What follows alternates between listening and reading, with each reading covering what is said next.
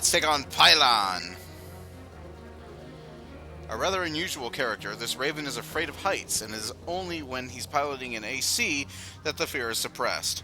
Once strapped in, he takes to the skies and is a skilled aerial combatant. Piloting technique makes up for his AC's shortcomings, of which there are many. Let me count the ways. Now, he's not using high drain parts. He's using high drain arms, certainly, but the rest is crest, so it's pretty low drain. And a reverse join is really ideal for aerial fighting. He's got, like, quick... I think those are the quick turn boosters, which are kind of useless. He'd probably chew less energy if he's using, like, a radar head instead of having to sacrifice 2 slots to have radar. But having an energy rifle and being an aerial combatant is kind of a no-no.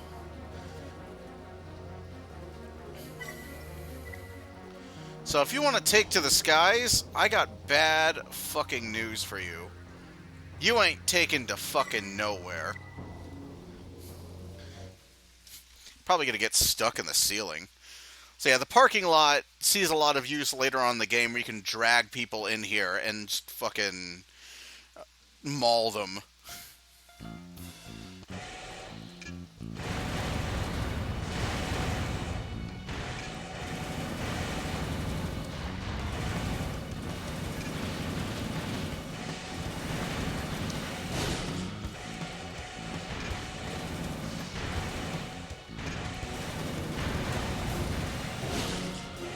Oh, yes. Yes, he's feeling it. Don't know what that was.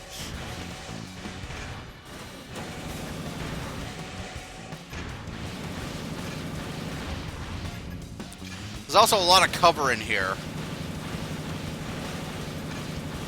Melt!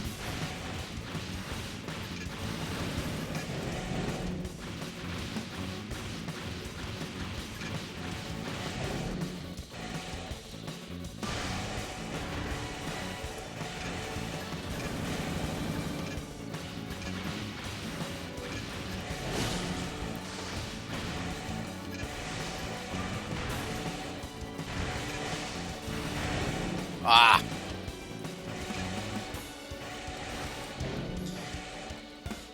Don't know where that was aiming.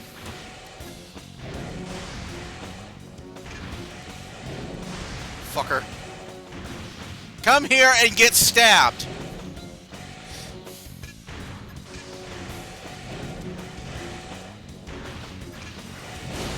There we go. Get stabbed! Get stabbed! I want to stab you with my lightsaber. Where's the trigger?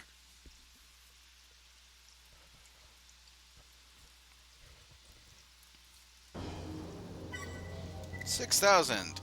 Backbreaker, let's see. A relatively new contender, he's advancing steadily, but still has much to learn.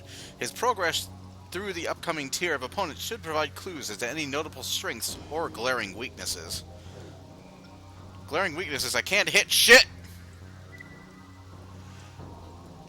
A prudent pilot, his goal in each battle is to get behind his foe, thereby gaining the upper hand. Unfortunately, this tactic requires mobility and conflicts with his preference for tread-based leg parts. Unwilling to change, he struggles to advance. Yeah. He's actually in a fairly mobile tank part. That's a super... I think it's like a 15,000 credit part. It's one of the more mobile tank parts, but yeah. Tanks, not good choices for high-speed mobile combat. Unless you're on Verdict Day, then maybe. Maybe. Oh, shit! Didn't mean to do that!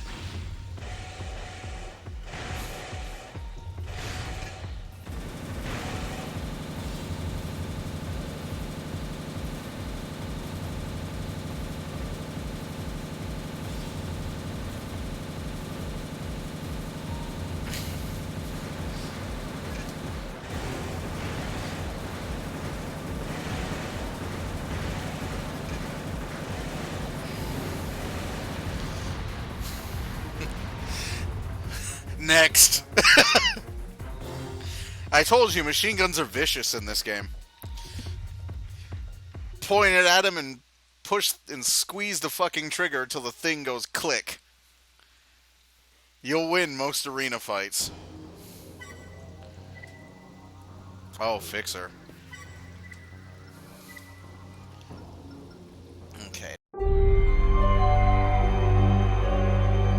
Advancement reward. Congratulations on your new rank. We hope you will continue to perform as you have been. In recognition of your advancement, we are awarding you with the MGP VE905 generator part. Please check the garage. I will. Fixer. It looks like we'll be facing each other soon. Don't worry, though. I'll be in top form. Your defeat should be quick and painless.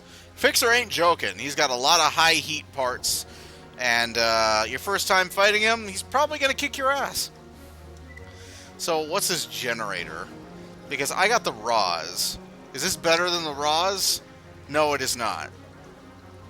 Let's see. Calorific. Indicates the amount of heat the generator emits. Okay. So that's the offset. That's how much it offsets your cooling. 348, energy output. So it's got a smaller gauge. It's got less output, which means it recharges like less fast. But it's got a reserve energy capacity. It's got a much deeper red zone. And it's lighter. That's about all it's got going for it. Pass. Look, money! So, we ain't going in to fight Fixer with no goddamn default radiator. So, let's see what we can see. There will be a radiator called the Icicle, which is a very good one. I think that's an arena reward. It's either an arena reward or you have to find it. Balance cooling and force cooling. Let's see, cooling. That's for heavy ACs.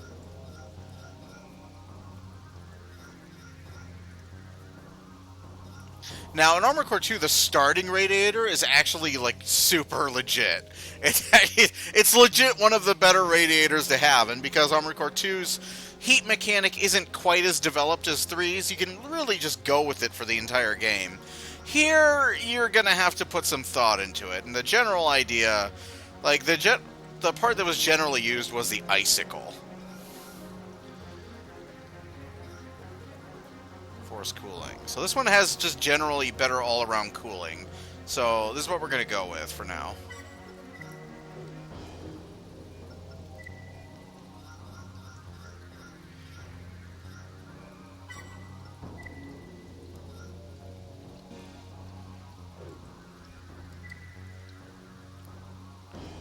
Let's see. Ability, cooling efficiency, 5616. I could probably ditch this thing finally and get my green lightsaber. Yes.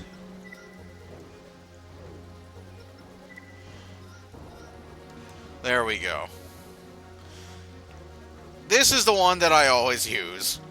I like this thing. I like it a lot. I like it a lot.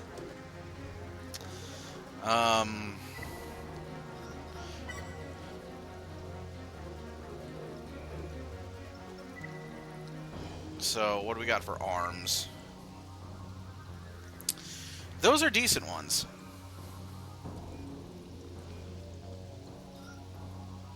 Let's see. MHL. Those are good ones, too. Let's see. Wait, energy drain.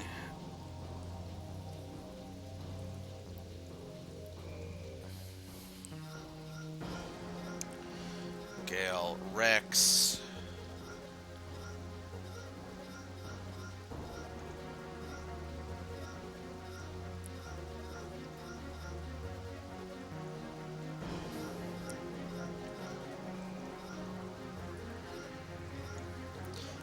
It's a .660.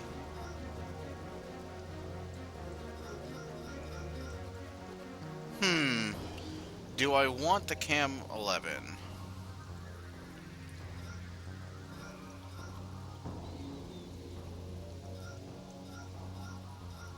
$974, $877. So let's see. Recoil control, reaction speed, 700, 500. Reaction speed is for blading. What is my reaction speed on these arms? 600. So that's 600, and the reaction speed here. So it's slower. It's got a slower reaction speed. That's got about the same.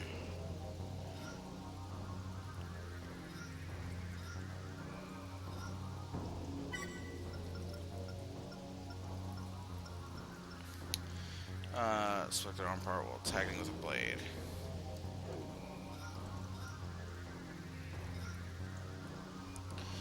So, I can't tell, is it slower if it's higher?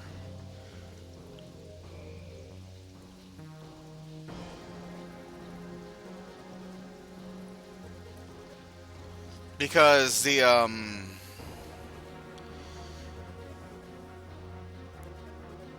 because the cycle length, like, the lower the number, the better, when it comes to radar. So, the higher... Is it the higher or the lower the reaction speed?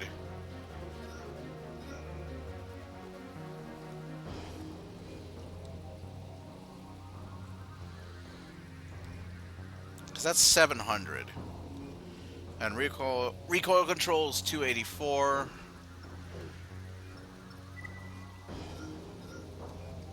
Uh, 279. Okay. Well, we're going to go ahead and give it a shot.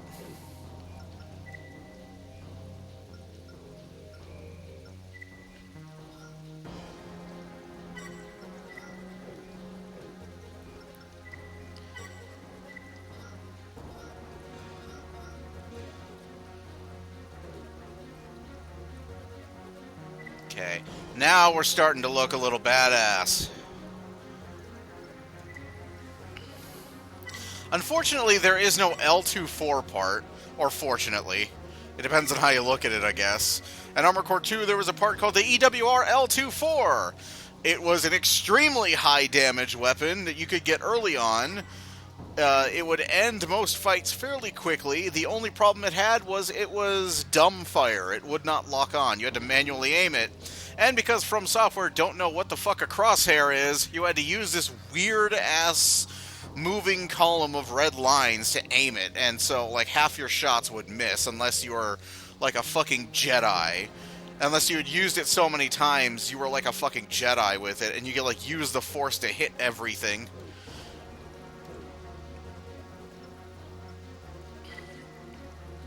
Oh, no, I want to go to the arena. I'm a fight fixer.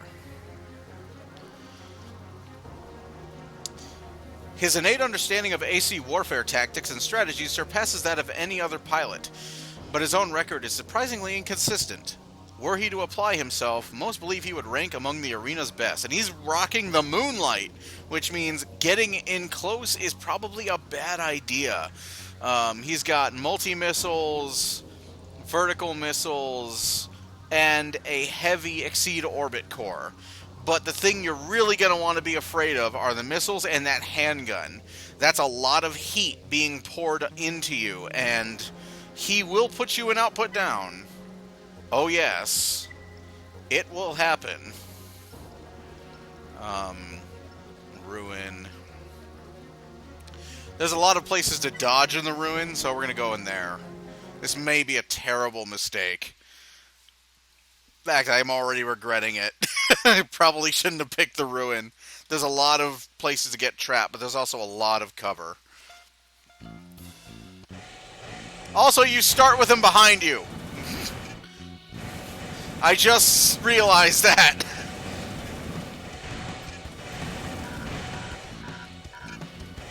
Yeah, I'm already almost an output down. I'm already an output down. That handgun is no joke.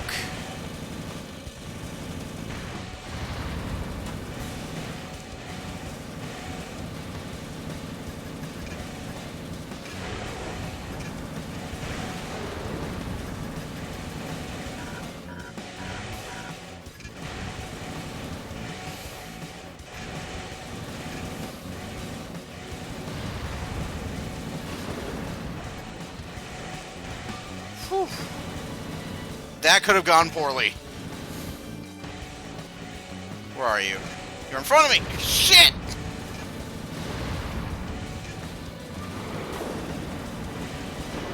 Okay.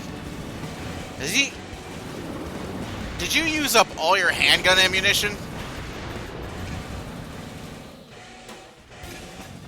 No, he hasn't. Yeah, this is actually somebody you want to engage like as far away as possible, because those missiles are much less of a threat than that handgun is. Oh shit! Fuck it.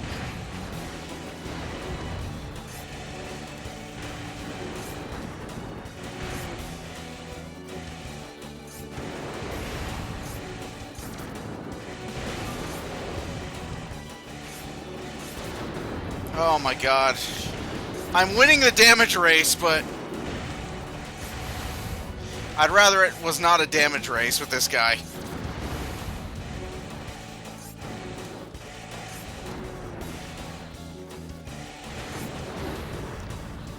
Oh shit, that handgun is still in play. If he runs out of ammo on the handgun, he will never use the moonlight on you. But, like, at least he hasn't in my experience. And I've gotten up close to him to, like, saber him because we both ran out of ammo. Oh god, oh god, oh god, I can feel it, I can taste it. Victory is near.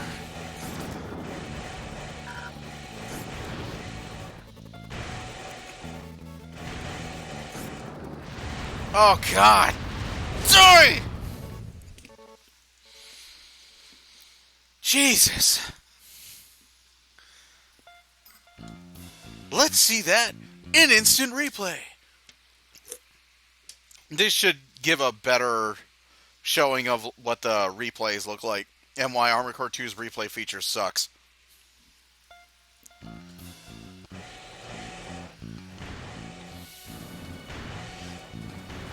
Just give my hands a chance to relax.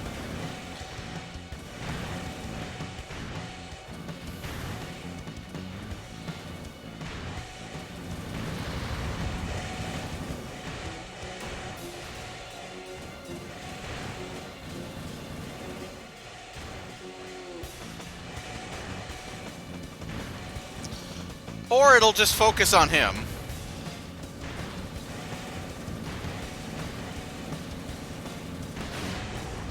The camera angles are random, so you could like play it until you get like camera angles that you wanted.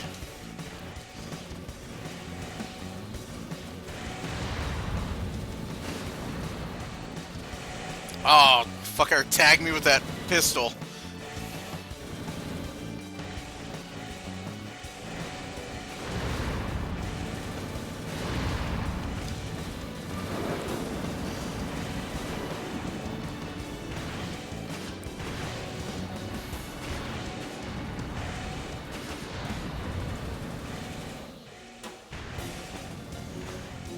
That handgun is no joke.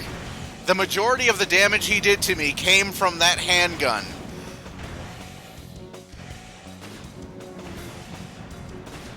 I had like less than 2,000 AP left, I think, by the end of that fight.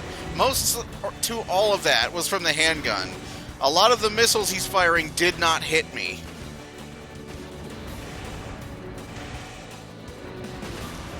By this point, I have run out of ammo for the machine gun.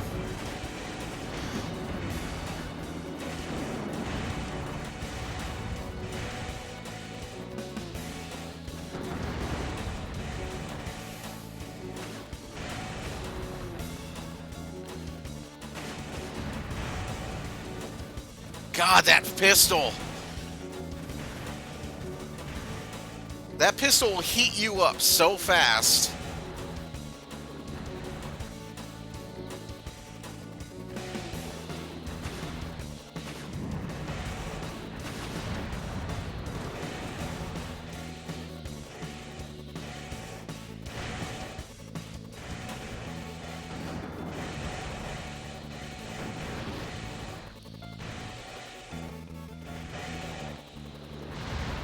There you go.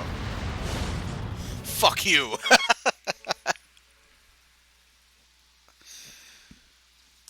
But yeah, so you probably saw me drop my weapon there. That was a new feature introduced in 3. You can actually drop your weapons, and you like drop like equipment. And what that does, when you jettison equipment, it removes the energy drain and movement reduction associated with that equipment. You basically take your equipment and throw it away. Like, this machine gun's empty. Drop it. So I don't have to carry it, and I can move faster, and I consume less energy so I can boost longer.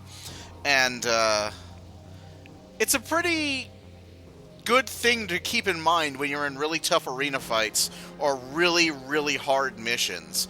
There are some points where you will be best served by just ejecting almost everything except for your whatever weapon you're most comfortable with and dealing with something. It's also really fun to do in versus. Something we would do, a lot of people actually did this, is they would eject their AC's weapons at the beginning of a match. So they just fly around the arena ejecting weapons, and then everybody would start out at a gate, and it was like a mad dash to pick up ejected weapons to use on everybody else. And it was a lot of fun. It was a lot of fun. You had to set it up.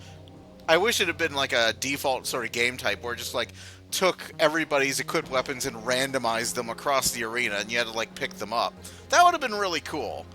But yeah, it's a new feature. You'll notice the opening cutscenes of Armored Core games tend to demonstrate a lot of new features.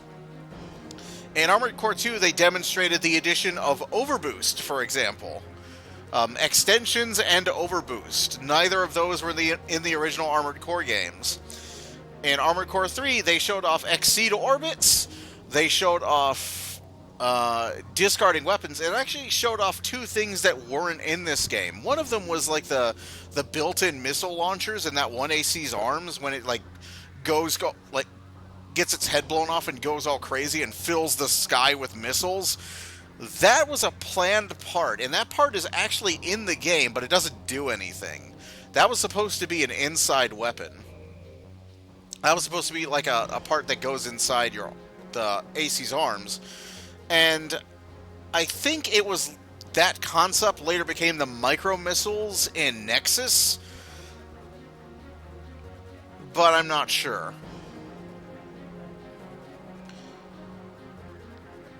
And the other thing that you saw was the ACs getting their parts blown off. That is not in this game, but it will be introduced at the very end of the series run on the PlayStation 2 in Last Raven. In fact, that was a fairly large part of Last Raven, is that your AC's limbs can be blown off, and it affects you in a lot of ways. For example, you could lose your left arm. If you lose your left arm, you lose your left extension as well. You lose your left arm weapons. If you lose your legs, you become way less mobile. You can still boost around, but you're not going to be moving very fast on those legs without using boosters. Parts can be destroyed.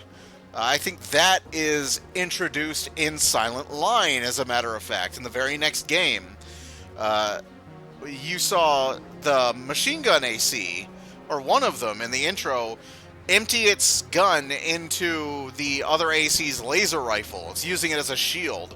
That will happen in Silent Line. You'll be able to blow parts away. There are some parts, there are shields you can equip on your shoulders to mitigate parts damage, but those can be destroyed as well. And again, blowing up AC parts will come back at Last Raven as well. So, Last Raven, your AC is basically completely destructible. If you lose a head in Last Raven, you lose all your radar functions, your lock is shit, your lock-ons are absolute shit. You've still got a fire control system, but without the advanced sensors in the head, you're kind of screwed.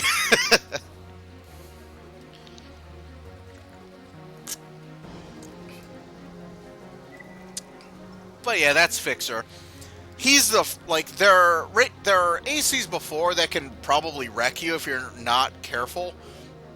But Fixer is the first real dangerous arena combatant, and it's entirely because of that handgun. That handgun will put you in output down with the best radiator. It'll put you in output down fast, and you'll start bleeding armor. You'll start bleeding armor points, and then, yeah, that's kind of bad for you.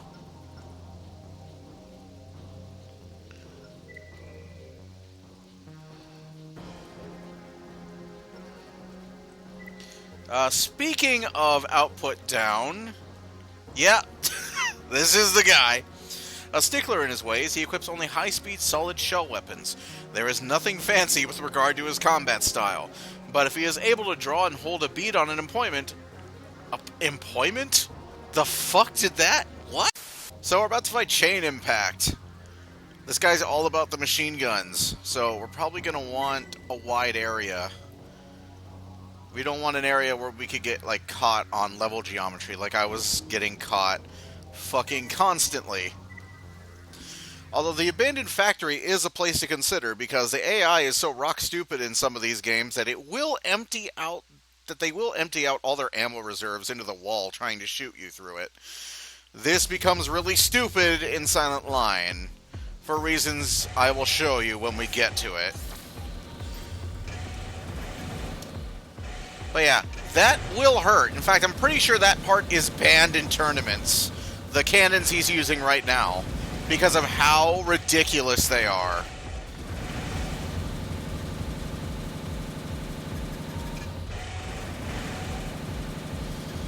But yeah, this guy is actually super easy. By this point, you should have a decent enough AC that you can basically circle strafe him to death.